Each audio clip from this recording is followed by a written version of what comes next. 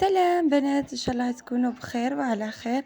اليوم جيتكم بفيديو جديد واللي هو روتين أول يوم في الجامعة والعودة بعد غياب إن شاء الله. وهي نبدأ الفيديو مع بعضياتنا. أول حاجة درتها كانت صباحية روتيني صباحي بعد صلاة الفجر، كان فيها تصليت ودرت روتيني صباحي من غسل الوجه حتى الفطور الصباح. نشاركه معكم إن شاء الله في كاش فيديو. من بعد لبست ملابس اليوم الأول اللي كنت شريتهم شاركت معاكم في الفيديو اللي فات. ومن بعدها خرجت من الدار، كانت 6:30 تاع الصباح. شوفوا الحال كيفاه كان البرد، كذبت البيس ودرنا طريق تاع ساعة باش وصلت للجامعة. وصلت قيس 8 بيل، كانت عندي المحاضرة الأولى.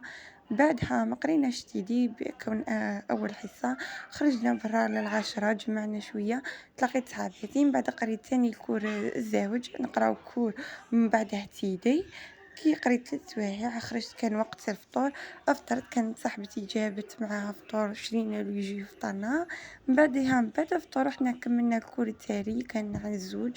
وهنايا قلبت البيس ورجعت للدار، وكان هذا هو الروتين تاع أول يوم في الجامعة. نتوما كيفاه فات روتينكم؟ ومع السلامة.